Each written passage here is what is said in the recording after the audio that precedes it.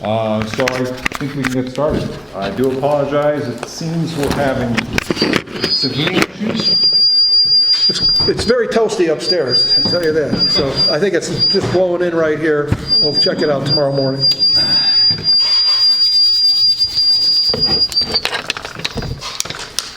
Maybe it'll keep the board meeting moving. We begin the meeting with citizen comments.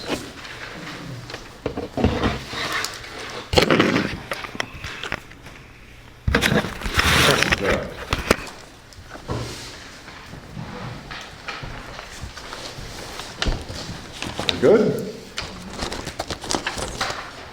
Moving along to the approval of the November 10th minutes.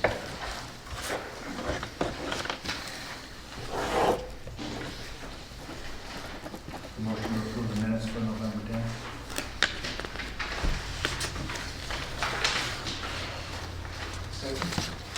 All in favor? Aye.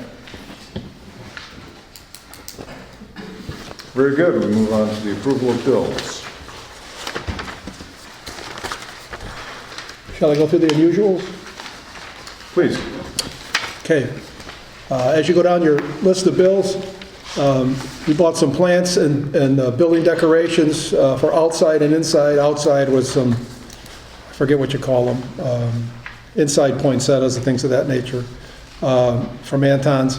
As we go further down, Evanston Organics, we had to buy mulch for the rose garden to cover the root system or the base of the plants for the winter. Got that in.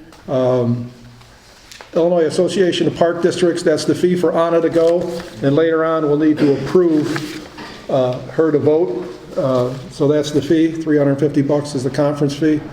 IPRF, workman's comp insurance for the year, it actually went down by $300 or $400. Canuti and Associates is the audit, and they're not here yet, and neither is Jerry, but that's got to be presented tonight. Russo is kind of high, that's salt, lots of salt for the winter.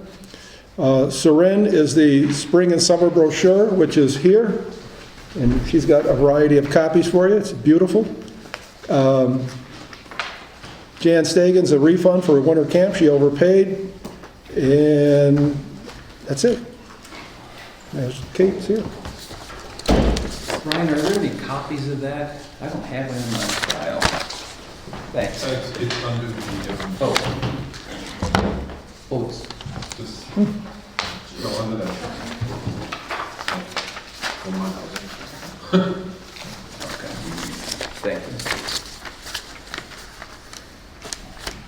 Any motion? I'll make a motion that we approve the monthly bills in the amount of $38,287.51. Second. All in favor? Aye. Thank you. Thank you, Ann.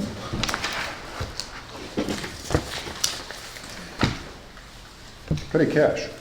Is there a copy of Petty Cash? I don't have a copy. I'm going to tell you the really good news. There is no petty cash. Whoa! Where's Jerry? No petty cash this month. You'd love that. Zero. Debit card on the bills, but there's no checks written, so we're done. Okay. Okay. Moving on to monthly reports. I have brochures for everybody.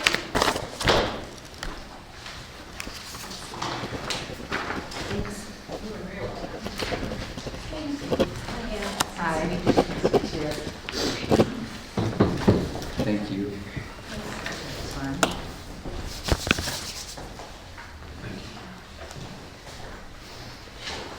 Okay, so I finished my first From the insurance guy brochure. during the meeting, just give you a heads up. Thank you. Congratulations. Thank you. Quite the accomplishment for me. Yeah, I think it looks great. I hope you enjoy it. They should be in the mail. Hopefully by next week, they should be delivered to people's homes. Winter Break Camp is coming up. It runs December 27th through the 30th and January 3rd through the 6th. Ms. V is going to be leading our camp this winter, and we have 2 counselors that will be joining with her. It'll be my first camp. Also looking forward to that. 2016 our STEAM workshops just wrapped up. We had our last one yesterday. They were very successful. I think, speaking with Marika, our instructor, they were at full capacity all fall, which is really excellent. So look forward to those again this coming winter and spring. Winter class registration opens up tomorrow. So I have an email going out. I've been spending a lot of time updating our website. If you guys take a look and you see if there's anything you notice that needs to be updated, please let me know. But I spent quite a lot of time working on that. So the registration will open up tomorrow. I'm sending out another email about it, and I intend to do a lot of like social media plugging of our classes. I'd really love to get them filled. So if you also partake in social media and you feel like sharing that stuff, I would really appreciate it. I'm also really pushing our sampler card. We're doing 10 classes for $100 for residents, 10 classes for $120 for non-residents. It's good for 1 year. People can use it for any class, anytime. I'm hoping that's going to help with professionals and parents that have busy schedules that can't necessarily commit to a full class session. I'm hoping that that's going to give them an option to come in and take class. Summer camp registration opens up January 4th. I've already gotten calls from parents about that. Everyone's really excited. I heard that it fills pretty quickly, so I'm looking forward to that. Garden to Table workshop series is underway. I'm working with Amy Dale to put together a timeline for what this workshop series is going to be. It'll be on Monday evenings, probably once a month, more if possible, but she's going to help me come up with a workshop series that will provide workshops according to the season, to the month, things that will be beneficial to people that they'll be interested in, and then hopefully we'll kind of close that out with some cooking and canning classes. I've also been working with Sandra and Nancy on a garden club. I talked to Michael about it yesterday too, because he's interested in being involved.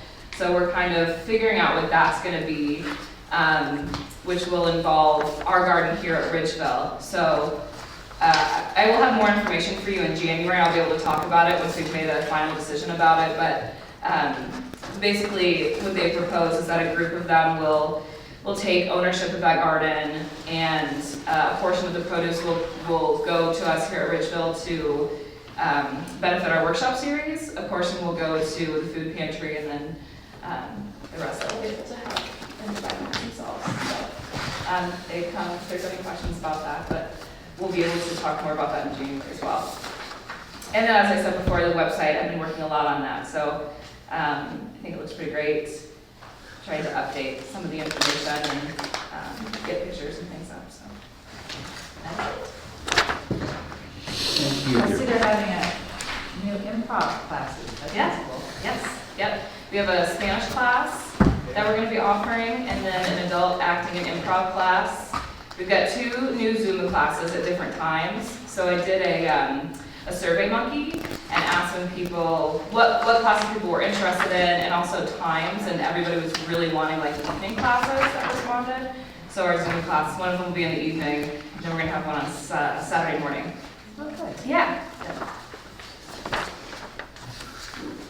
Is there a internet version of this, or? Yes, there will be. I don't have the link yet, but as soon as Serin's going to send it to me, I'll upload it to our website. Looks great. Thank you. Thank you. But all the classes are on the website. Yep, they sure are. So a lot of this is already. Yeah. Yep.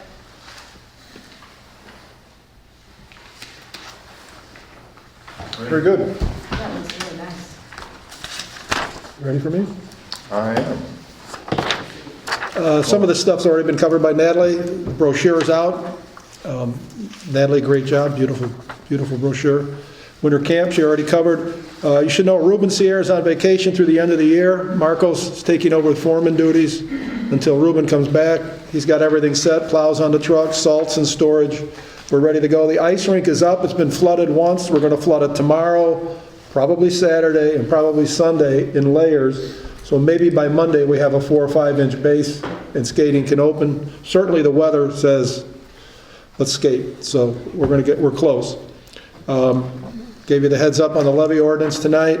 And then my last paragraph, the city of Evanston contracted with the Lakota Group to assess Open spaces in all city parks, Ridgeville Parks, District 65 school sites, Cook County Forest Preserves, and of course, City of Evanston Parks. All the data's now been collected. I gave you a copy of the data from Lakota, and for you to review. We graded fairly well, at least the same as the city. We had one park grade not so well, and that was Reba, basically because it has no green space. So at any rate, it's a Green great... space? What's that? Green? Green space, yeah. It's a great tool to plan the future. Most of our parks were Bs or high Cs. The city had a C+ overall. The 5 parks with failing grades, as you go through your report, were all kind of like Reba. They're postage stamps. They're real small. They're like corners. Ours happens to be a one-house city lot. But at any rate, it's a great tool. We'll use it. Take a look at it. We can talk at length in January if you'd like. So I haven't read this over, but what was the criteria for, A, B, C, or D? I mean, obviously you said green space, but what else? I mean, what were the other? When you go all the way to the back, there's categories: seating, paths, sidewalks, parking, green space, drinking fountains. It's all in the back They of didn't do that. any buildings. I thought we could- Park space. It may be useful to delve into this in depth come January. We have the packet, if there's a lot to read. I'm, at this point, kind of circumspect about their classifications, which is why it'd be helpful to read through it first. Well, I went to the presentation from the city, or actually from this group in the city, I think it was maybe 2.5 weeks ago. And O'Brien was involved too in allowing them access to our parks. So, I mean, 118 parks. So they just lumped it all together. So you had Lighthouse, you had Ridgeville, as well as all of the city parks. So I think it was 118 or That's so big. all together. And I thought it was a good, I mean, if you were there, they went over all the criteria and they kind of did a deep dive into everything about the parks except the buildings. So the city, it was interesting to me that the city's parks actually didn't perform very well. This was all going towards trying to get more money, trying to get more funding for those parks and trying to get them, up to speed because some of them are in bad shape. So at least the criteria, this 77, which was like a C range for the parks, for some of the parks, and I think Elks got like 78 or 79 or something like that. So it was an interesting read. So I would suggest that you at least look at it and kind of get familiar with the Would you be willing terminology. to, perhaps you could act as the more knowledgeable board member come January when we... Sure. Yeah? Sure, it was laid out and they gave me all the information. In fact, I meant to bring it in and I totally forgot about it.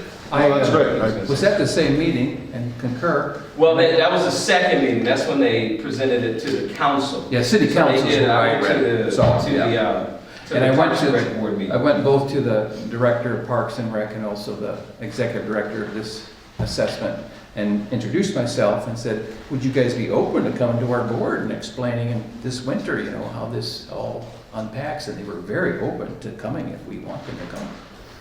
Okay, cool. Would they be giving more details on Oh, yeah. all the parks in terms of what? Another, They did a real good detailed report and they've got all kinds of maps. And it was well done. I mean, I'm getting to what improvements would be necessary to, are they gonna get into that? That's just it. I have no idea. I haven't had a chance to crack it. This isn't the complete report, this is just sort of the preliminary. Yeah, no, Right. it's, Summary. yeah. one of the other criteria I missed was athletic fields too. So city didn't do too well on athletic fields. We did okay. May I suggest we take it on over the holidays, take a look at Yeah. this, see if we've got some more specific questions come January, and then perhaps we invite them come spring or February, March, or come pay a visit. Cool. Yeah, this is great. I have one question about the rink. Do you have somebody to handle staffing the field house? Not yet, Not yet, but we will shortly. okay. Okay, the city, I keep mentioning the city, they just say, and they post a sign, skate at your own risk, but we will open the field house Monday through The holiday Friday. coming up, it Yeah. would be nice, if we're gonna have ice Right. before Christmas. Absolutely. It would be nice to have somebody, have a defined time when this, a sign in the door, Yep. when's it gonna be Right. open? Some of my best memories, Christmas holiday skating Yeah. at South Peak. But people have to know it's there. I mean, obviously, it's, absolutely. we have to publicize it a little bit, so, have hours posted and, Yep. We have our auditor here, perhaps we could turn to her next so she can, You want Jared first? It's fine, I think it's a great idea. okay, go for it. Okay. Is the Hi, everyone. representative from the auditors? I'm Kate Moulton, I'm with Canadian Associates, and I was the lead auditor for the Park District's audit. Basically, overall, on the opinion, we had a clean opinion. We felt that the financial statements were fairly stated in all material respects, and that there were no need for any emphasis of the matter, or any kind of disclaimers or points that we would need to raise with that. Overall, we looked at not only the balance sheet and income statement for the Park District and the individual funds, but we also evaluated the internal controls and looked at the processes of cash receipts and cash disbursements and payroll to make sure that we weren't seeing any kind of irregularities with the way that these systems were performing. And in our test of internal controls, we noted no discrepancies between the policies and procedures that should be followed and what was done. Overall, the cash balances at year end were approximately 50% of the total governmental expenditures, which is a fairly healthy cash balance, given that there's no debt or any long-term liabilities like that. It's a very healthy position to be in. None of the individual funds had any deficit balances. Also, none of the funds that you were levying property taxes for had excessive fund balances that could potentially trigger people property tax protests saying, hey, wait a minute, why are you levying for Social Security when you have a high fund balance? So we didn't see anything on that aspect of it. This is the second year that we've had an implementation of the SB 68, which is that pension obligation that was added to the fund statements. Because of the fact that we are looking at not only what is in the fund, but the present obligations, the present value of obligations in the future, there's a lot of actuarial calculations that are performed. IMRF contracts with actuaries to perform an analysis of the fund overall and to also prepare all of the schedules and that for each of the different members. So in our footnote disclosures, we have significant disclosures from their reports showing how these numbers were calculated, what their assumptions were, and that sort of thing. So we take their report and we review it and we make sure that the numbers, number of employees, number of contributions, and that sort of thing do agree with all the parks disclosures in terms of how much money was contributed, how many were participants, to make sure that the core data that they're using for these assumptions is accurate. But there was nothing really unusual this year, nothing out of the ordinary. Everything seemed pretty straightforward. And the financials, as always, were very clean. So we had no issues that we felt needed to be addressed with the board. So, are there any questions? Jerry, do you have any? Nope. Jerry got all those questions in. We get ours out of the way over the weeks that we work together, getting to agreement on the numbers. Right. They got their way of getting to the number, and I got my way of getting to the number, and we're supposed to arrive at the same place, and how do we eventually do? We do. I just had a question. I saw the email about a potential property tax freeze in the state of Illinois. So I just wondered, it looked like that was something going to affect our ability to raise our budget in accordance with the CPI? Don't know, I mean, we don't, it's anyone's guess what's gonna happen. Since the last couple of years, the CPI's been 0.7%, 0.8%. Freeze wouldn't be that big a financial difference. You know, if we were sitting here with increases every year of 5% or something, yeah, it would be a much bigger deal. Now, that's not to say it's not a big deal, but I honestly don't, I mean, maybe you have more insight. I honestly don't understand how the state can do such a thing, because it's a local taxing issue. That's kind of my same assessment, is that the property taxes are set up on the county level, so how the state's gonna go about freezing property taxes and that sort of thing. Given that the park's in a situation where you don't have any major changes, you haven't gone out for debt or anything where you have to make a significant increase to your property taxes, it's probably not gonna have a huge impact, given the low cost of living adjustments that we've seen in the past recent years. But I mean, at this point in time in Illinois, it's anybody's guess how these things are gonna play out. So, You know, other taxing bodies, it's different. You know, the library in Evanston has been exceeding the PTEL, but they can kind of get away with it because of, I don't fully understand it, but it's got something to do with the city being home rule and being able, you know, those limits don't apply to them. The school district is, from what I've read in the papers, is beginning discussions of how are they going to go to the voters and ask the voters to grant them an increase above and beyond what PTEL allows because of the upcoming pension problems they face. And we saw last election, that's what Lighthouse Park District had to do, was go to the voters and ask for an increase above and beyond because they hadn't managed well their budgeting process over the years and didn't fully grasp what was happening as far as how hotel works. So we're fortunate in that, you know, we seem to know what we're doing and we manage ourselves accordingly and we've managed to stay out of trouble. So we're not having to rely on those extraordinary routes.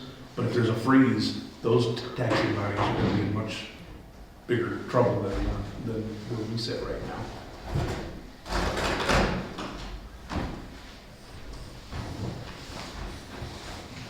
Very good. Okay, thank you. Thank you, Kate. For coming out this If any evening. other questions arise as you're, you know, spending your weekend reviewing the audit report, please feel free to give us a call and we'll be glad to answer. Just as a reminder, you know, throughout the year, the financials we look at are pretty much what we appropriate each month and bring it in taxes and program revenues for our ordinances. The accounting that happens at Kate's level takes it a bit beyond that in that it also then encompasses the depreciation of any major capital projects we've done and our holdings. And as she mentioned, it includes the GASB accounting for the pension stuff. To that, can you make kind of a general standpoint, a general comment on kind of where do we stand pension-wise? Are we pretty healthy? Are we to be concerned with anything? Frankly, you know, it goes over my head. I mean, I know we're not, I know I can tell from looking at it, we're nowhere near what you hear about some of these other agencies at the state level have as problems, but. Right. One of the issues Or that are we kind kind of just on an autopilot because we're the way we do it through IMRF? Well, you know, the way we look at it, I mean, there's can be large fluctuations in the net pension obligation. Last year, we had a very, very small net pension asset. This year, we have a larger net pension liability. That's kind of why I asked, I noticed that. Yeah. Right, there's a fairly decent swing, and a lot of that is tied into how the market has been performing and how the investment pools have been performing. In terms of the contributions that you're required to make, you're funded at a fairly decent level. It's not like you are underfunding the pension obligation as you're going. You don't have any liabilities to the pension fund on a current level, but there's just there's simply so much flexibility because we're looking at, actuarial estimates such as, lifespans, what estimated retirement ages, and so much is gonna vary depending on turnover of park personnel, how the markets work. I mean, it's just kind of, these are the sort of estimates that accountants really hate because we can't pin them down to anything. We can't, sit here and say, okay, we have this liability and it's tied to this loan outstanding. This is a liability based on so many subjective estimates, which is why they get the actuaries involved. Based on what I've seen from the other clients that we do and other audit reports that I've looked at through the year, your liability is fairly small compared to what a lot of other entities have. And the fluctuation that we saw in the current year with the increase in the liability is similar to what a lot of the other funds have. And the thing to keep in mind that makes this a little bit difficult is that the actuarial assumption is done as of December 31st, which does not line up with the park's year end. So the disclosures in the footnote are based off of their estimates, their projections based on December 31st, and there could be changes between December 31st and June 30th. So it's, I hate to say the word best guess, but it is the most accurate estimate with so many significant variables that we can get for the pension liability. So by having this on there, we're acknowledging the fact that yes, there's a pension liability, but as of June 30th, 2016, the pension liability is estimated at about $88,000. We see a lot of entities with that number in the millions. So right now at this point in time, the funding is appropriate. We don't see anything where we're looking at it and saying, okay, you guys really need to start implementing a plan for what you're going to do. But that's something you do if you saw us reaching. Well, given that this is June 30th year ends, this is the second year that June 30 year ends have implemented. All of the other year ends have just recently implemented in the current year, either April or March or December 31st year ends, implemented the first year. So a lot of the entities are kind of seeing this liability for the first time, kind of taking inventory. IMRF is trying to keep, obviously because they are the ones who are paying out and that kind of thing, they are trying to keep the districts on hand, make sure that everything is not going to be as big of an issue. But I mean, this is one of those liabilities that we're looking at over the very long term, 20, 30 years out, not necessarily something that's going to be happening. And right now there's just so much fluctuation that it's a conservative estimate of what this liability would be. But I don't see it. Can you explain that a little bit more? So does that mean that the state can't pay it, so we're then liable for that $88,000? That's the park district through IMRF. The park district and the employees contribute to IMRF. Right. Then when the park district employee retires, they will be receiving a distribution from IMRF for that pension. So what they're looking at is they're saying, okay, when our employees retire, what is our liability to pay them out going to be? What are our assets on hand? So they look at it and say, okay, we figure we have X number of employees.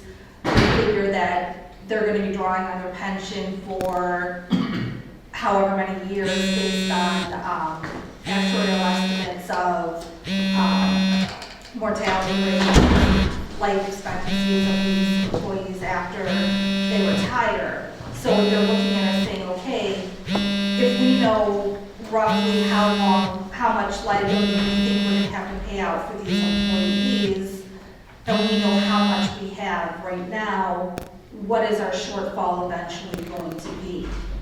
So that's IMRF's shortfall.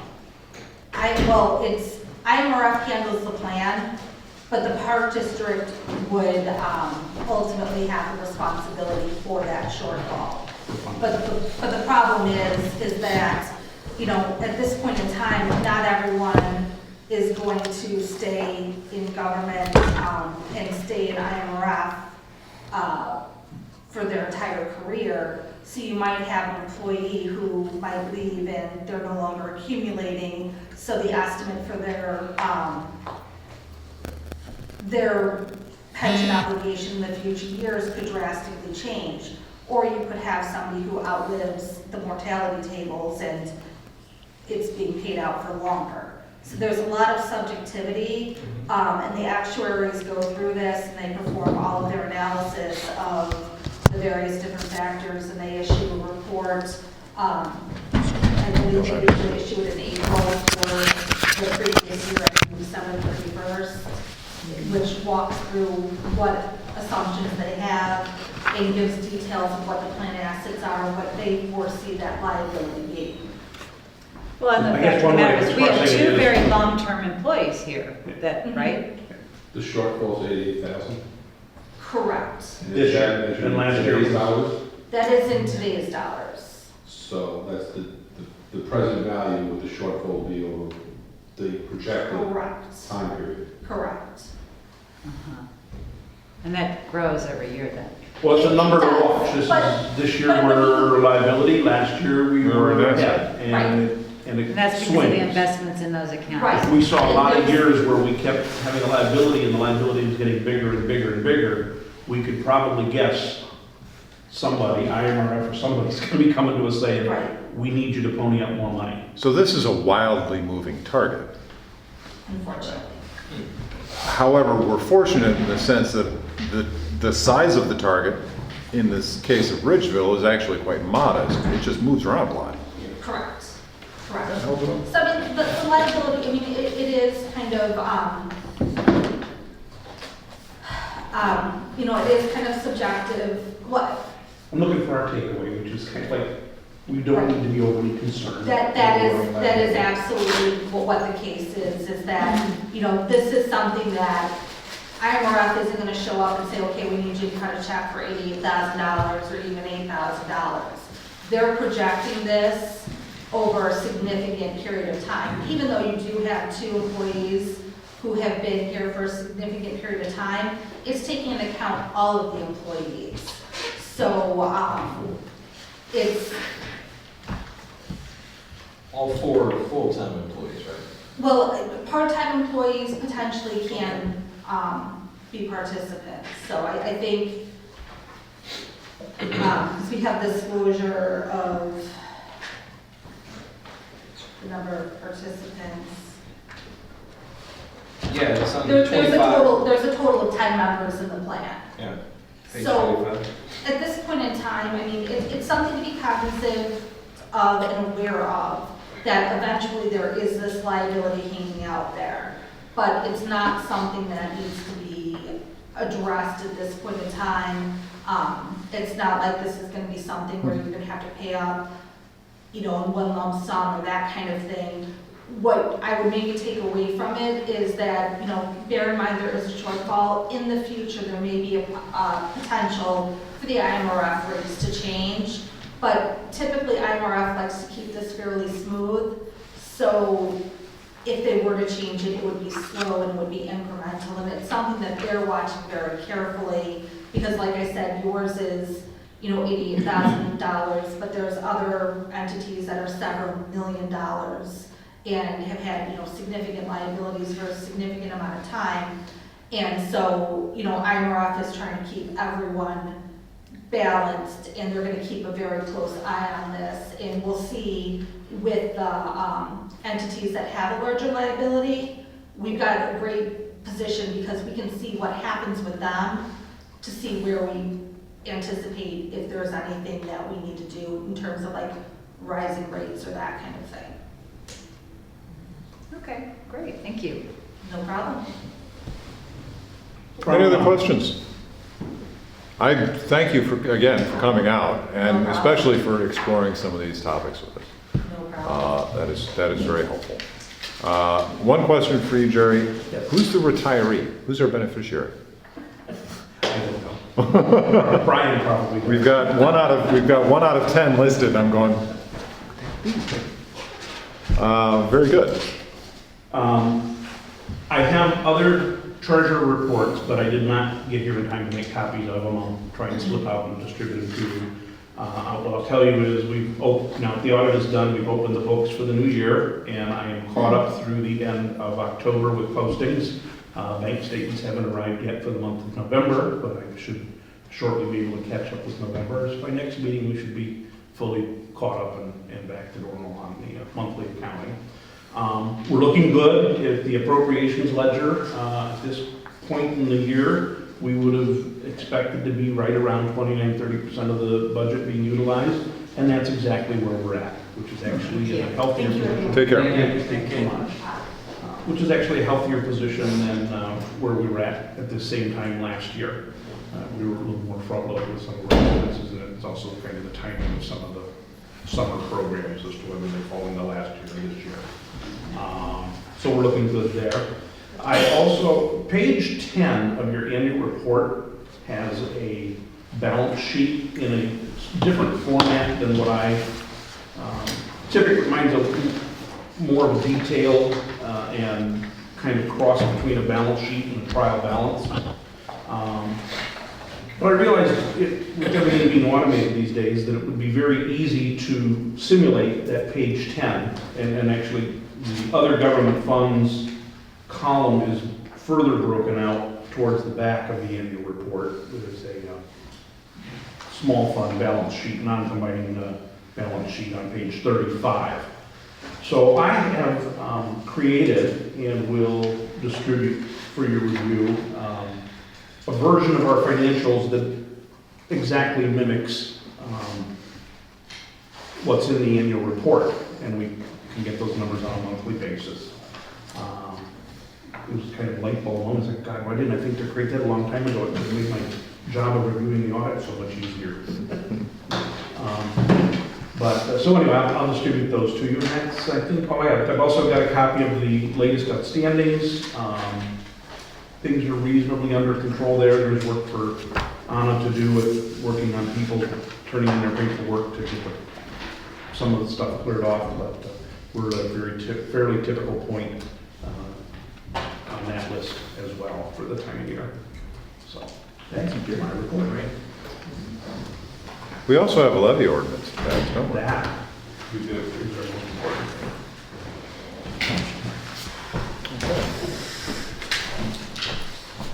She got a check? Did she get her check? Yeah. Oh. You just left She just took off. I thought you had it. 20 seconds ago? Yeah. Maybe I can catch it.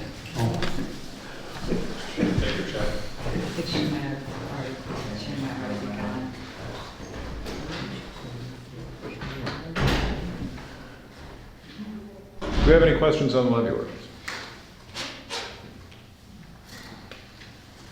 I'm glad to see it. Glad to finally have it in hand.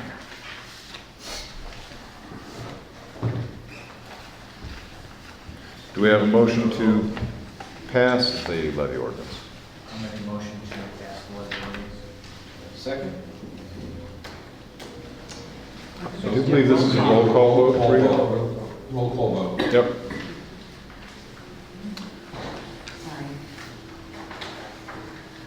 Sorry. Commissioner Beatty? Aye. Commissioner Cavode? Aye. Commissioner Coyne? Aye. Commissioner Denon? Aye. Commissioner McCord? Aye. Very good. The levy ordinance unanimously passes.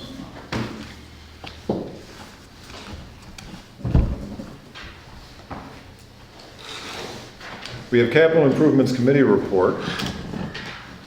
I asked Anna Christina to break it out into Lighter Park and Art Studio. We have nothing to report on Lighter Park this month. Art studio, yeah, I had a conversation this week with Mike Miro, and just talked to him a little bit more about moving forward with ideas for the art studio and incorporating the Millard theater ideas with that. And he's still very interested in talking further with us. He also thinks he really want to involve Bridge Building Company. So we want to partner with them as well as Millard. And as far as fundraising goes, he really want to see something like some sort of a lease agreement or something like that if they were going to do some fundraising for us. So in order to move forward with something like that, we have to discuss that. And then working with the Bridgeville Foundation, I think that's very open as far as how we might fundraise with them. I mean, that basically is the purpose of the Bridgeville Foundation. So, and we brought in some ideas from the architect, which I showed you a few months ago. So that's kind of the status. We really don't move forward that much, but he is still interested in discussing it, and I think it would be a question of sort of mapping it out. Does anybody have any questions?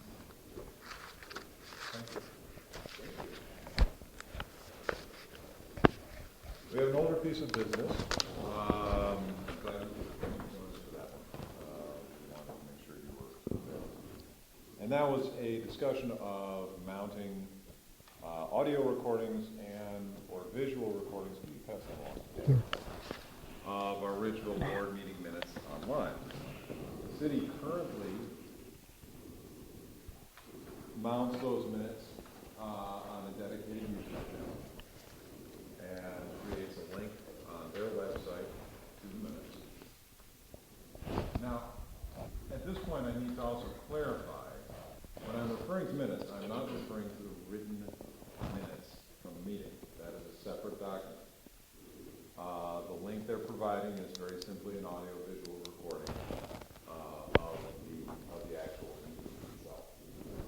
And I wanted to designate that because I think we need to have primary reference of what happened, and we have that in the minutes, written minutes. But it's useful to have an official reference on that, and I believe an audio recording would serve admirably in that regard. The city provides these recordings in the spirit of the Open Meetings Act and mounts those minutes in perpetuity. I have spoken to Anderson Castillo at the city and one of his colleagues. Apparently, there's no cost to mounting on YouTube, and you can literally mount practically as much as you want. So, given that there seems to be no cost and no limit to the amount of information you can put online, it seemed a straightforward affair to take our audio recordings of the minutes and put them online. So I crafted a very simple proposal that outlines some of these elements, mentions them in writing. So move. I just have one question. Just need a second. We need a second. Oh, second.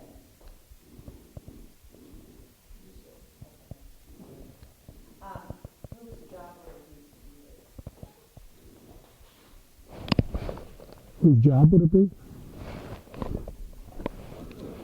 We're talking about a YouTube channel, correct? And she's done some research on it. We talked with Mike Miro. It's relatively straightforward and simple. So it would be done. To do the YouTube channel, once I figure out the logistics of it, it won't take me very long. We had talked about uploading the sound, the audio clips directly to our website, and that was going to take a very, very long time, like 24 hours, long time to do one. So the YouTube option is much easier, and that's something I can take care of, the day after the meeting. Which is the same thing the city has. Which is the same thing the city of Edison has. And then what we would do is put a link to our YouTube channel on our website so that people could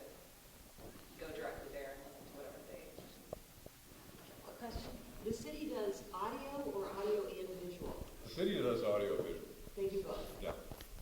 And At this we're point, talking we have about- audio, and so I just thought to mention that once we have audio visual available, we might consider mounting that instead. So, to clarify, it will look like a video, but it will be like a picture of Bridgeville, and then you can just listen. So there's nothing like you're visually watching. But You're you just wouldn't know listening who's to talking. You would hear voices that Les versus said, Yeah, Irene and Claire. yeah. Plus, you're not going to see the actual people. No. Why is that? Well, we record, that's what we do. Oh, okay. So you wouldn't go switch to a camcorder or something? If you decided that's what you wanted to do, then I could certainly upload those, but because we have the video recordings, that's what I would. Audio. The audio. The advantage of the audio recordings is you don't have to worry about somebody manning the camera or point of view or that sort of thing. Flush. Very good. Any other questions on the proposal? So these minutes have to be construed as the official audio-visual, but it's not audio. I mean, it's not visual. They're to be construed as the official audio-visual reference for the written board meeting minutes. They're not a replacement for the written minutes. What's the official, the minutes are the official. They're the written minutes are the official minutes. As I wrote it, what I'm referring to here is that the audio-visual recording may be considered the official reference. So you may have any number of people recording our board meetings. We would have written minutes. Ridgeville would have written minutes. We would also have a link to the audio minutes. They could just remove the word official and just say Park District audio would be sufficient. It could be confusing to people who use the word official, confuse them with minutes. Just something to consider. I'm good with that motion change. I guess I just have a question. Will Commissioner Point continue to record meetings in addition to this audio recording? The law won't change. Anybody can record. I just had a question. Do you I'm continue- sorry? Will you continue to film the guests and this board meeting after this is instituted? I don't know what I'll do, but I know that I'll support anybody recording anything during the meetings. I guess I'd just like to make a comment that, well, I think recording the meetings is fine. I actually think getting a visual recording of the meeting would be okay too. I think that Commissioner Coyne basically violates a, basic responsibility of the board member in not listening to the constituents in a respectful manner. Listening to what? I couldn't. Listening to the constituents in a respectful manner. 2 meetings, September and October.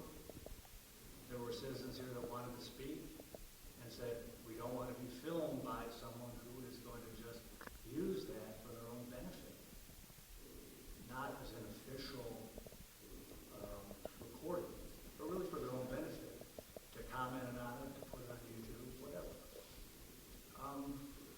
That's one of the reasons I put this forward is so that Ridgeville can state, hey, this is what we heard happening during the meeting. We're Americans. This is a public space. That being said, as a board, we can at least state, here are the written minutes. This is what you really need to follow. If you need a reference, here's our audio recordings. If you want whatever Bill Smith put online, you can look at that too. But this is what we heard. That's, in terms of a board, that's what we can do. Now, it sounds like you've got a real personal challenge with Dan's behavior. And personally, it's something to explore. As we're in the board, and we're currently fulfilling our common responsibility, that's the spirit driving the current proposal. But I think it's our common responsibility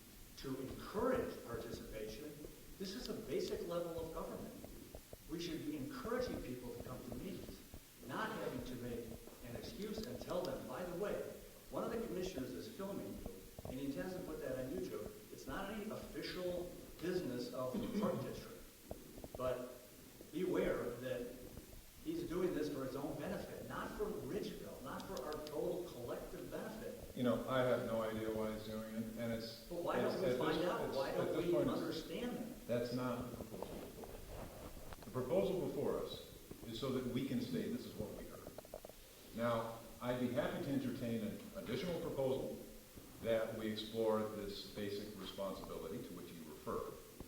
But at this point, the proposal before us is to make sure our bases are covered in providing for our constituents the best possible resources available to us so they know what happened during the meeting. We're covering our bases. That's the spirit. That being said, I don't hear any further questions regarding the proposal on the table. All in favor? Aye. No. So moved.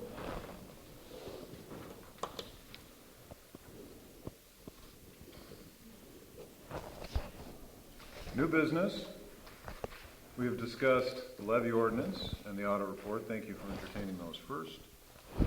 You did the levy ordinance? You already did the levy ordinance? We did. So you're signing it? Did you sign it? It was a mail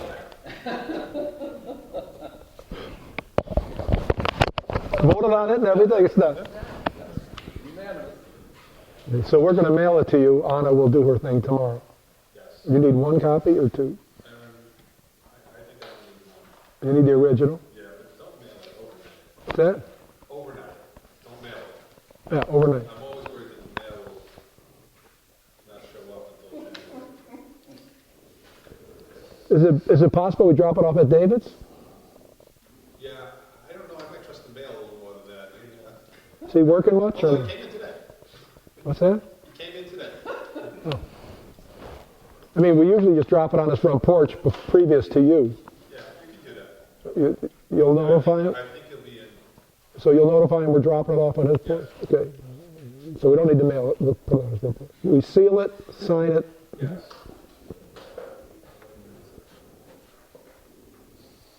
Rita, what was the, we had a unanimous vote on that levy ordinance.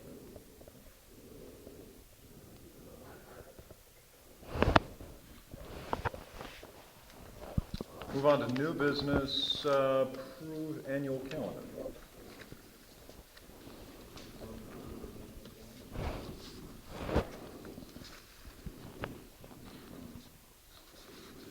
All in favor? Aye. Aye. Holiday stipends. In the past, full-time employees, including the program director, you've given a $500 holiday stipend.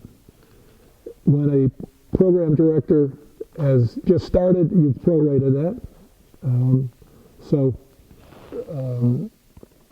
Everybody's interested in hearing tomorrow if there's a holiday stipend, and if so, how much. In the past, like I said, it's been $500. You have a recommendation? I have a recommendation for full-time, 500, and Natalie, 150, because she's been here 2 months. So moved. I would, We need a second for that motion before we discuss it. Very good. I would like to propose a couple of modifications.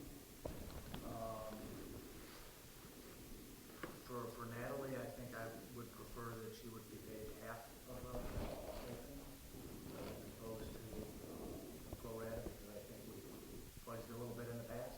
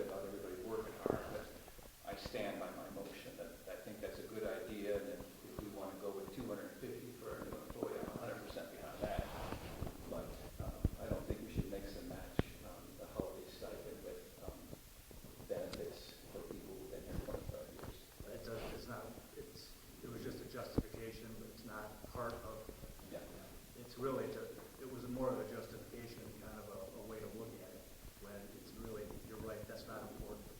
The fact is, they've done a nice job. We called Ruben today on vacation. He was over there in 10 minutes, fixed the problem. When it was 15 degrees out there. Now, that's not the reason either, but that's the way he operates. And that's the way both of them operate. In an emergency, those two guys are the people that respond. And I just feel like they deserve it. My preference also would be that when we are discussing, comparing employees' work efforts, is that that's done in executive session in private. But this holiday proposal, I think, is just an annual tradition that I 100% support. I hear your preference, and I hear your support as well for the notion that we provide Natalie something more. And that sounds like a reasonable modification of what we're currently done. So looking at, it was 500 for Ruben.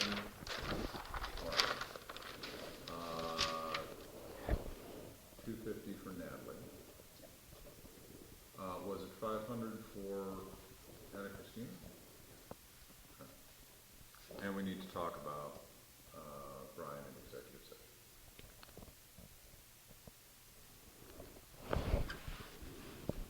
Very good. We need a new motion, since there was a modification. If we might. Yes, please. So moved, with the said modifications. Excellent. Do we have a second? Very good. All in favor? Aye. Aye. Thank you. Other new business. We have something of a community emergency. There was really disastrous fire recently in an apartment building in the neighborhood, and we have close to 24 families homeless. 6 families, 18 people. Oh, thank you. Close to 24 people. We have to talk about that. Monday, fortunately, after the fire, the fire department was able to put it out and nobody got hurt.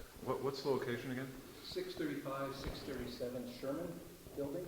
So between Monroe and Reba Place on Sherman. Just right down at the the alley, street. right on the alley, just down our street. Right by Reba Park, we share the same alley. These 6 families, the 18 people, are now homeless, and there's a number of, a pretty wide community effort to try to help them with housing. There's some short-term immediate help, there's some social emotional help, there's also some financial campaign going on to help them with some cash. But they won't be able to re-enter that home, that apartment building for about 6 to 8 months is a fair estimate. So what we have to do, I'm a member of Reba Place Church. Reba Place Church does not own the building, but Reba Fellowship owns the building. So it's a different legal entity, but we're closely connected. And I've been involved this week with managing the crisis response for the family. And bottom line is that we have to get everything out of the building this weekend in order to fix the building and prevent mold and other damage. If you leave things in there over a long period of time in a building like this with this kind of damage, it creates more damage. So there's a standard protocol that the fire department, insurance company suggests that this is what you got to do. So all the families are prepared this Saturday to remove any items out of the homes that is salvageable. Now, 3 of the apartments lost about 100% of everything, so there's not a lot. There might be some. 3 of the apartments has probably 50% salvageable stuff, but that can be discerned Saturday morning during the day, this weekend. There was an outpouring of support from many faith-based organizations here in town, and they are sending people from their communities to the alley on Saturday from 9 to 4 to volunteer with a line to remove those items. So essentially move the items. We need someplace to put it. Right. And And so we found someone who was willing to donate the cost of 6 temporary storage pods, those, I don't know what you call them, those square boxes you want to see. You see them on the That street. a truck That's right. delivers, yeah. And the request from the community is simply this, is that could we place these 6 pods temporarily for a month or 2 on the basketball court at Riva Park, so that the family on Saturday and the volunteers could just simply move everything into a space that's going to be locked, so that the families have a chance over this month to go through that stuff and then make a long-term decision, for 6 months, which probably would be Howard storage or something, I mean, it's up to them. But that's the proposal. And wondering if we could, there'd be no cost, I mean, the cost of the pods is covered, but we would need that space. We need a place to put the pods for a little bit, for a month or 2. And why so long? Why, Just, again, if you can imagine, I can't, but to lose everything, they're in shock right now, so it gives people a chance to kind of go through their things, maybe when they're not in shock, so maybe the next week or 2, when they're feeling more emotionally ready, because they have certain items like family heirlooms or... They're entering the holiday season, Yeah. so in addition to their 40-hour-a-week jobs and other responsibilities, they're now living out of a hotel room. Yeah. And having to manage this as well. And that's not considering the emotional toll this loss, and of course, the scare, the terror of fire itself has. I don't know if anyone here has suffered house fires. I was unfortunate enough to suffer 2. And yeah, it's the toll it took on my mother, God bless her, it's great. And it's a lot of work, and it can take a little time. Dan, do you know what caused the fire? I can't hear Do you know what caused the fire? The official report from the fire marshal hasn't been publicized yet, but the immediate, my best guess being there immediately after the fire and going through the apartments with a crew and talking to the person where we think it started, it's probably an unattended candle. So it's a reminder for all of us to just be careful this season, be careful, because we all have candles and we just have to be careful. I mean, life is precious. Life is precious. It was an accident. So let's consider some of the details. It sounds like they need space for these storage pods. Placing the pods far away would incur the cost of getting vans, and loading the vans. So having the Riva space close by, it being the dead of winter and not conducive to playing basketball in any event. How many and what size are we looking at, and where do you think that we would park them? We've ordered 6 pods that can be delivered tomorrow and Saturday morning at 7. So they would probably deliver 3 and then 3. Okay. And they would fit through the 12-foot wide gate at the alley. You just unlock it and slip it in.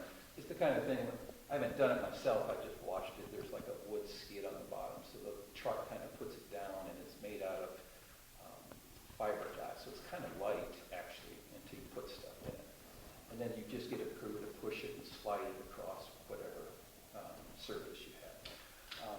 And the ones that we've ordered are 8 foot high, 8 foot wide, and 16 foot long. So they could put it, if there's a couch, for instance, or a mattress, they could stick that kind of stuff in there.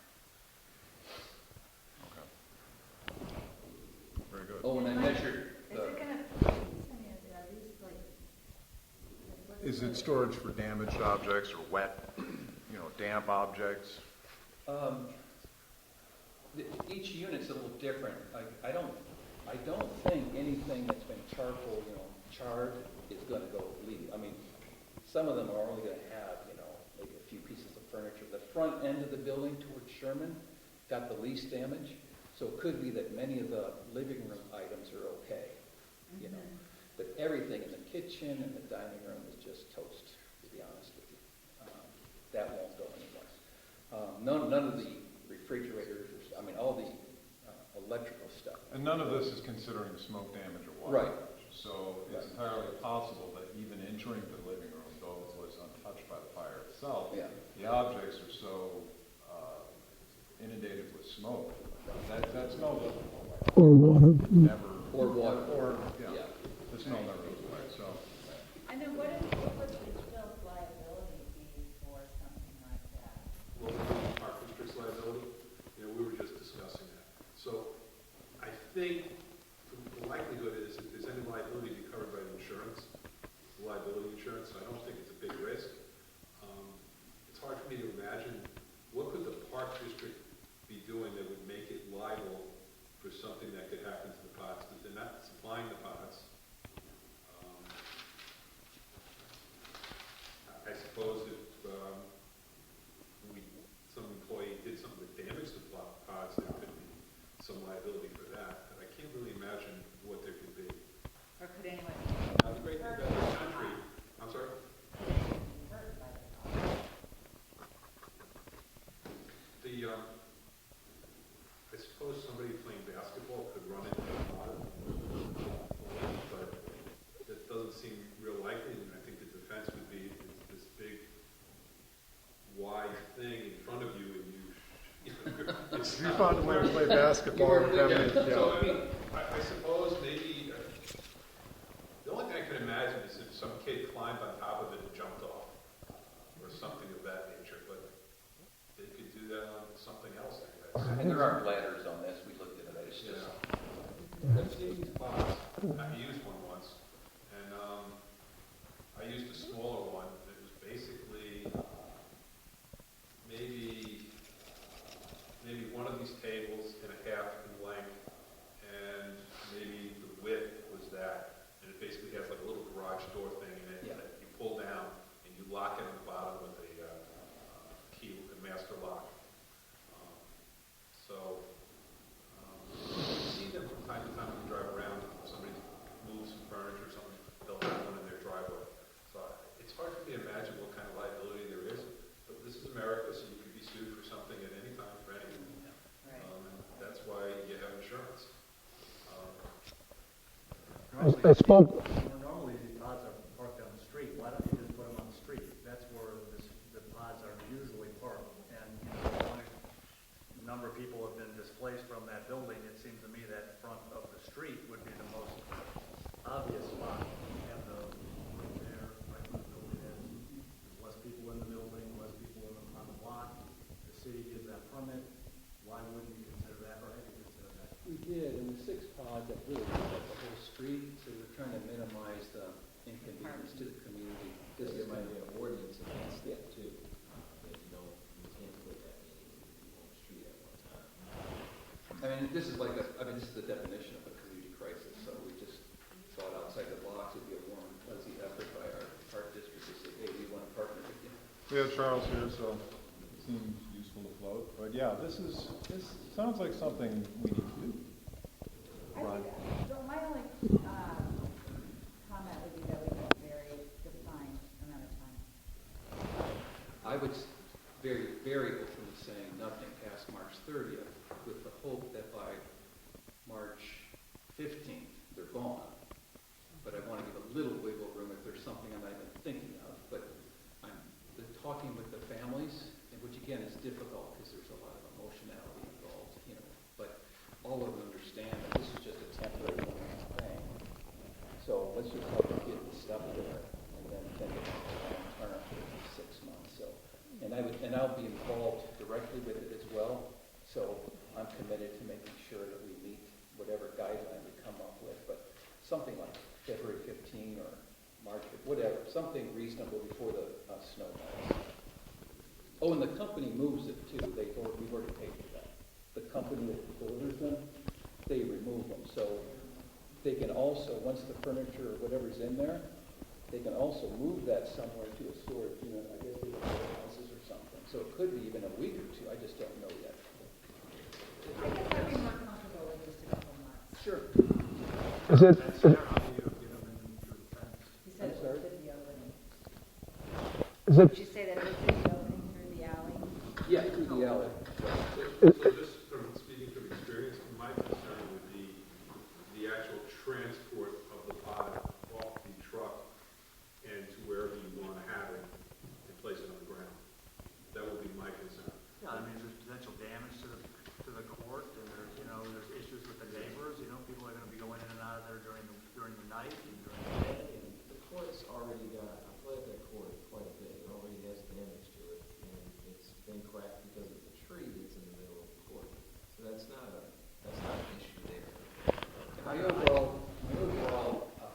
judgment from the community is that there are thousands of people in Evanston who are compassionately reaching out and are very open to help in any way they can. And I can't imagine thousands of people being against the idea. Well, I'm against the idea. I mean, I think this is a conflict of interest, an obvious conflict of interest with a board member basically trying to use Ridgeville property for the benefit of your church. It would be, That is not true. yeah, I don't Kidding know. me? I think this Are is you just, kidding me? yeah, no, I'm People not have kidding. lost, I don't know any of those folks. They're not connected with the church, even the people who got burned out. What are The you building talking belongs about? to the fellowship. It's not- Again, the Regal Park is for the Ridgeville Park District. It isn't for the. Patrick, come on. Are you kidding me? This is because Dan is directly involved in helping someone, But there's other ways to do this.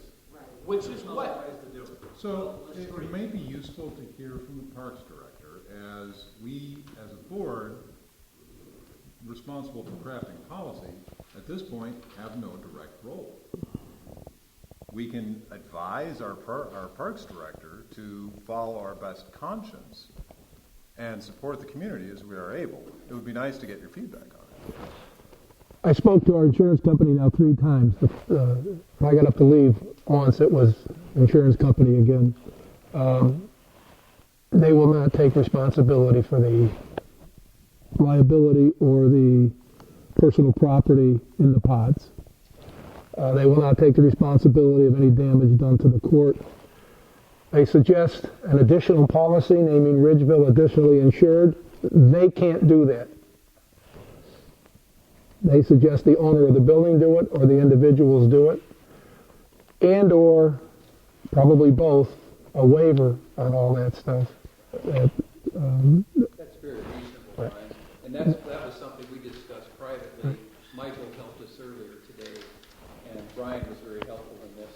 And the idea was that if we got the individual families to do just what you said, I think that's really smart. That's good due diligence, so. I don't know who's going to write that insurance policy, because that phone call, they won't do it. So, you got a little bit of exposure. You need to understand if you want to accept it or not accept it. What they're saying is the district should be named as an additional named insured on that policy. Right. That's their recommendation. Right. Right, for the loss of the property, that makes total sense.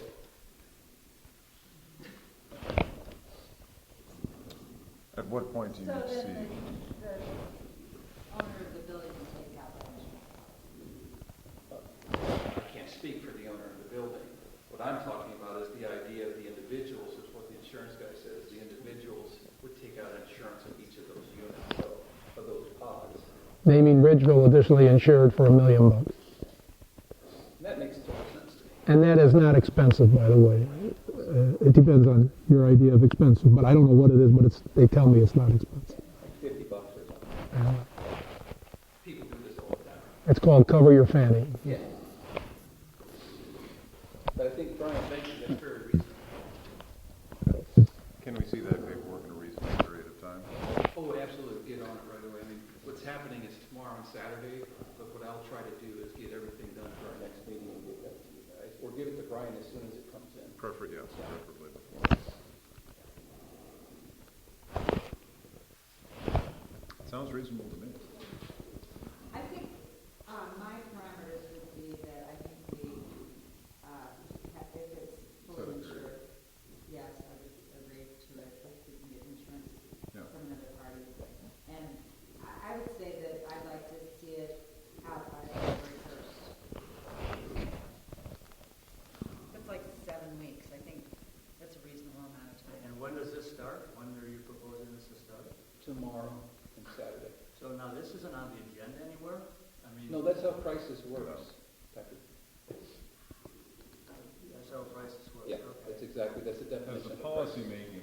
policymaking body, this is management of the park's property. So, This one. I didn't know you thought that way about Brian. Again, this is policy. He's management. And management has an opportunity to serve the community. We're the community, we can ask management to manage it that way. I think it's apropos, personally. I would say, if I may, that you need to make this decision as a board, because this is, you're going to take a little bit of exposure here. And it's not, if you say, Brian, make the decision, Brian, I'm going to say, the insurance company says no, until I have paperwork, it's no. If I may make a motion then with respect to what Ann is saying as well, that we set the space to be used for these 6 pods, but with the expectation that they'll be gone, if I may say, February 9, is that just because of the date, they do it by those days, so instead of the 1st, but I don't hear the park director willing to take action on it at this time. Yeah, I, in that case, would entertain a proposal. so moved, February 9 removal of the pods. With insurance. With insurance, the individuals. So it's a little bit more complicated because they're gonna put these pods there, and if they're not removed, what is the district gonna do? I think there's The a district does not have, I don't think the district would have the right to move the pods itself. It would be nice to get a second so we can discuss it. That's a good point. But there's a trust element that the company would do that. Do we have a second? That's an excellent point. So, we have a request that if we're going to entertain these pods, that we have them out by February 1st? 9 is what we said. February 9th. We need some way to ensure they're out. Yeah. One of the difficulties with playing landlord is it's easy to welcome folks in, it's easy to sublet, it can be very difficult to get them to leave. We also don't have, at this point, we don't have coverage or representation of coverage. How do we plan to supply that? Or how do you plan to supply that? Well, Who's going to supply it to us? if I may, work with the families this week and get that and just deliver it to the office. Who's the one that's actually renting the pods? The actual rental of the pods for the first month, the Riva Fellowship just paid for it. But the idea was that after January 9th, the individuals would pay for it. So it's a combination of both Riva Fellowship and the individuals, starting January 9th. Do we have something from Riva Fellowship saying that the pods will be gone by February 9th? Oh, absolutely. Something written? Oh, sure, yeah. Okay. Oh, yeah. I mean, this was a request for help, so whatever the board, yeah. So, what are you contemplating when something's ready? Some kind of an agreement? I don't know.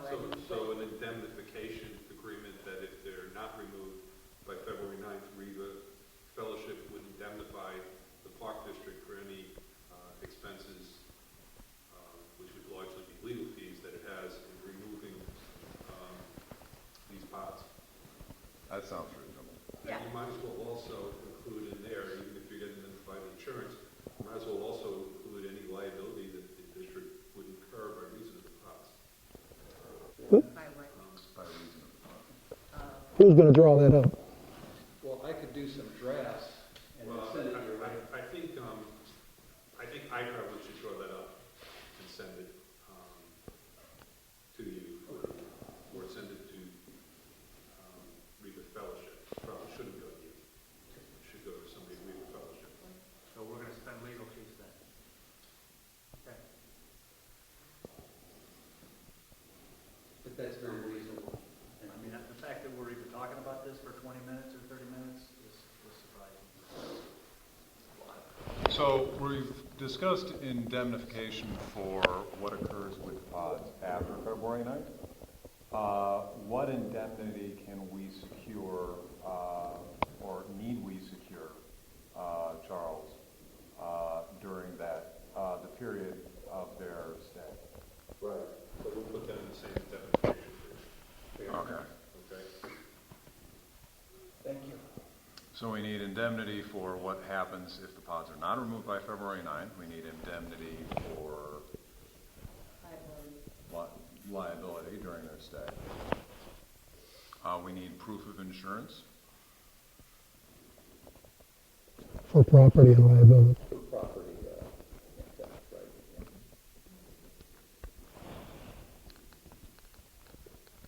So you suggest the individual parties will then insure the pods? No, well, the stuff that's inside the pods, I mean, their stuff. It's basically protecting that. If someone steals it, I guess, or I don't know what happens.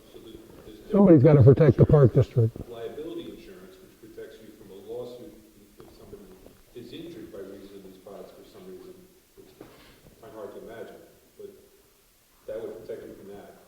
And then there's property insurance, which would protect the contents of the pods from theft. And if anybody made a claim as an additional named insured, you should be covered by that policy. Now, anyone who rents pods, if the pods are injured or are not determined, that's going to be the company that. Yeah, I think you're drawing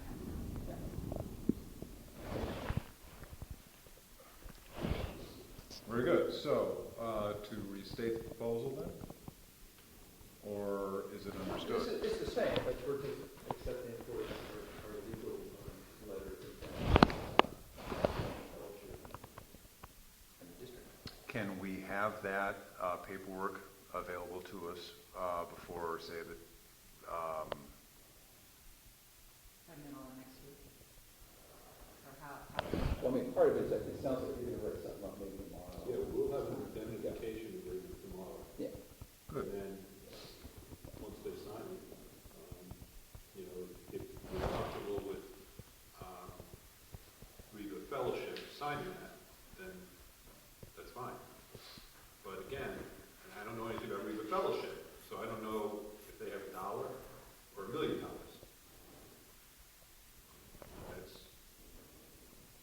That's your determination whether their signature is good enough. This is why in the agreement, if they have the assets, you'll be able to compete better. you know, in the building? They have insurance for the building? Yes, the good news is, right, the bricks and mortar is no problem getting it fixed. Do they have insurance for the building? Yes, sir. So doesn't insurance pay for a lot of these, you know, when there's a fire or relocation? No, the individual unit folks, that's a different thing now.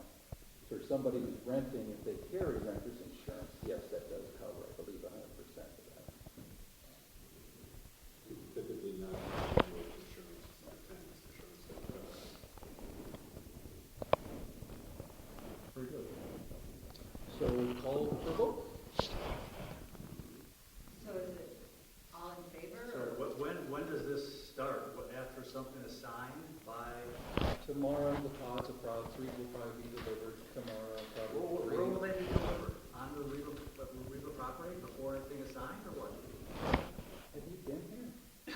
Well, what's the point of getting anything signed if you're gonna do it, you know, tomorrow? It's a good faith effort. What we're going to do is try to cover ourselves while the property's there. I don't get it. And I mean, it's called We're a human park district. compassion. Patrick? Well, you know what, I think what we should do is get it signed and then deliver it. I mean, I think the pods can be delivered Saturday morning. Well, I can't stop that process. The company already. so this is already done. You don't even need our approval because this is already done. Patrick, Patrick, that's not fair. Explain why not. The company has already rearranged their schedule because of the crisis. They were compassionate about it when they heard about it. Normally you schedule this stuff like a week ahead of time. This was just today, I called them. And they said, look, this is a crisis. They changed their truck driver schedules and everything so that they could make this thing happen. It's How an soon can unusual we get the request. paperwork? How soon can I get it done? Realistically, probably not till the afternoon. Okay. Yeah. And that's if I rush to get it done. I mean, I do have other things Of course. going on, but I'll rush to get it done. So we could have it available for their signature first thing Saturday morning. Well, Or could you notify your people possibly to? it might be business day Monday morning. Well, you know what, could you ask them to do it tomorrow afternoon? To sign it. Oh, right, yeah, why don't you, could you back to Well, I'll get it to Brian. Oh, all right, yeah, give me a call. Okay, you'll provide it to Brian by later on tomorrow afternoon. They'll need to come by the office to sign it. We'll have it in hand. You want him to come to the office, or why can't we just, Send it to Dan and, boom.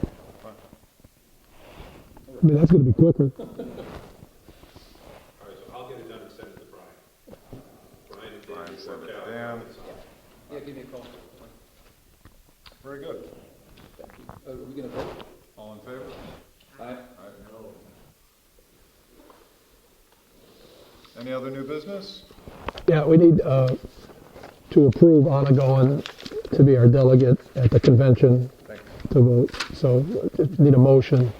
Support it? Absolutely. Do I have a second? What was that again? Anna's going to be at the voting business luncheon on Saturday to vote on any major issues with the Illinois Association of Park Districts. Does anybody want to be the alternate? I'll be there. Okay.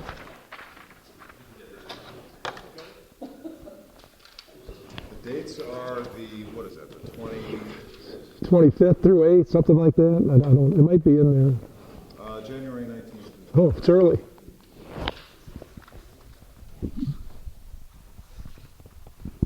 Did we have a second on that? Thank you. All in favor? Aye. Aye.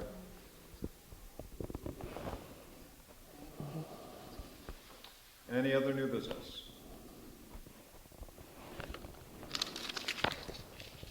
Very good. Move on to citizen comments.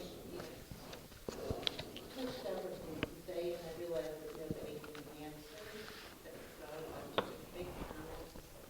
First of all, I'd like to make a comment about the frustration that, as residents, have, and I've talked to several residents, with the way that the leadership of the board is dealing with the issue of, Mr. Klein, particularly in filming, that you, the president in particular, does not take the issue with the other board members Thank you. who believe that Mr. Klein is being rude about filming, and that nothing can be said. His comment was a mistake or whatever, but it just seems to be, oh well, nothing we can do.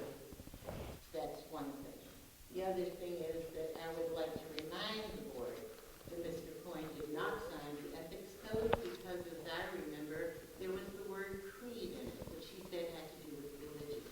Seems to me that religion is being brought into this yet again. I remember when Mr. Court wanted to use things of Bridgeville for St. Nick's, and Mr. Coyne was adamantly against it because you can't mix the church and this. Now, Mr. Coyne talked about this business with the fire. I am all about helping people. However, we own a lot of land. I think that they could find places to use farm. Considering that now we're going to be paying Charlie for writing up these papers, the amount of time that he spent here tonight talking about this is going to cost Ridgeville more money. It is probably going to damage the basketball courts. But more than that, obviously Mr. Coyne had this all planned out before he ever came here. An emergency or no emergency, I know for a fact that he has put things on the agenda the day of the meeting before. So this is all yet again manipulative. And I'm really amazed at how it's not really addressed from the leadership of the board. And I'm really, as usual, really just blowing it's not ever really addressed. The director of parks, who you, President, said it is his decision. He said if it were up to me, I'd say no. The insurance said no. The lawyer is all but saying, I don't think it's a good idea. I mean, he didn't use those words, but he